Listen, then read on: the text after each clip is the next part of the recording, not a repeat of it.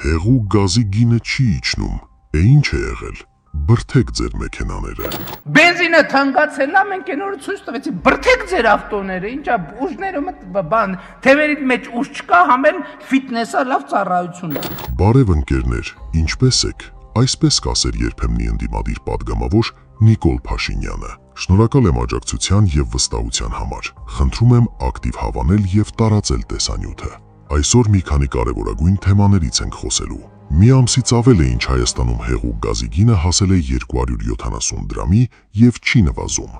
Սակայն իմ ունեցած հստակ տեղեկությունների համաձայն Հայաստանում վառելիքի պակաս չկա։ Հեղուկ գազի գնի բարձրացումը լուրջ դժգոհություն է առաջացրել մեր վարորդների մոտ, սակայն որևէ ազդեցություն չի թողել էկոնոմիկայի տխրահռչակ նախարար Գևորգ Պապոյանի մոտ։ Իդեպ ընկերներ, նմանատիպ թանկացումները ոչ միայն վառելիքի շուկայում է, այլ համատարած է։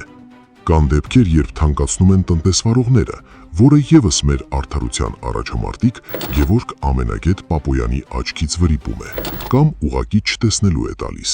Մի քանի օր է մեկնարկել է սուտ խոսելու Հայաստանի բաց առաջնությունը, բայց որևէ ուժ չի խոսում թանկացումներից։ Որևէ քաղաքական դերակատար չի բարձրաձայնում բնակչության սոցիալական ծանր վիճակի մասին։ Կարակը թանկացել է, ժողովուրդ ջան։ Խառը կանաչի կերեք, ինչ ա եղել որ։ Կենտրոնական բանկի նախագահն ասեց, որ գիտությունը պարզել է, որ կարակը օգտակար է, բայց գիտությունը գիտեք երբ է պարզել, որ խառը կանաչին օգտակար է։ Գիտեք ինչ վիտամիններ կան մեջը, ինչ հատկանիշներ կան մեջը։ Դա ինչ է նշանակում, որ ոչ մեկ չի բարձրաձայնում, թե ինչ է կատարվում իրականում եւ բոլորը կռիվ են տալիս մեկ աթոռի համար։ Ընկերներ, որքան փորձում եմ հեռանալ Շիրակի մարզից, կարծես մագնիս լինի այդ մարզը։ Դավիթ Արուշանյան, քո համայնքապետ Անանիկ Ոսկանյանը անցել է օրենք խախտելու։ Մանկապարտեզներում երեխաների ծնողներին է հրավիրում եւ քարոզանում։ Դա օրենքի կոպտագույն խախտում է։ Կամ հենց հիմա գործի կանցնես, կամ ես կանցնեմ բոլորիդ վրայով։ Անանիկ Ոսկանյան, ինչպես ես հույս ունեմ լավ չես լինելու, որ քաղաքացին գալիս է քո մոտ, ինչի ես քո լպիրշ պահվածքով մարդկանց վիրավորում, ինչի ես ասում բոլորդ իմացեք, սա դեմ տվող է, տո դու ես դեմ տվողը, դու ես քո քաղաքացիներին դեմ տալիս, բռնել տալիս, քո ցոլակն է մարդկանց սեքսի նախարար նշանակում, մարդկանց ահաբեկում, տոկոսով փող տալուց անցել է հայոյանքների, թե այն աղջկա ամուսինը քիչ է ասել, որը որից հետո է, կամ քո մյուս մանկլավիկները, որ մարդկանց ահաբեկում են։ Լսի Անանիկ Ոսկանյան, վստահեցնում եմ, քո մասին այնքան են տեղեկություն եւ փաստ ուղարկել, որոնք հրապարակելուց հետո անգամ քո սիրելի Պեմզաշեն կամաչես մտես, բայց արի անձնական դաշտ չմտնեմ, դու էլ փորձիր օրենքը պահել ու քո կողքիններին բացատրել, որ եթե նման պահվածքը շարունակվի, լավ ավարտ չի ունենա այս ամենը։ Իդեպ ասեմ, որ քո գլխին սև ամփեր են կուտակվել Անանիկ Ոսկանյան,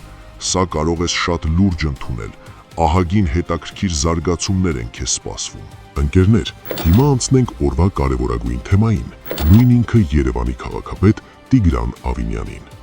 Սիրելի երևանցիներ, սիրելի հայրենակիցներ, Հայաստանում տեղի ունեցող ստի եւ խաբկանքի միջոցառումների շրջանակում, երբ տեսնեք Երևանի քաղաքապետ Տիգրան Ավինյանին, հարցրեք. «Պարոն Ավինյան, որքան կրիպտոարժույթ ունեք, ինչու եք թաքցնում»։ Հարցրեք նաեւ որքան արժե դպրոցի տնօրեն նշանակվելը, որքան են թալանում ձեր ընկերները։ Մի վախեցեք, երբ սրանք տեսնեն, որ ձեր դուխը տեղն է, կխելոքանան։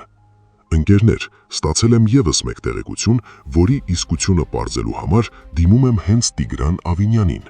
Հույս ունեմ, որ կտարածեք այս տեսանյութը, որպեսզի Տիգրան Ավինյանը փորձի հերքել։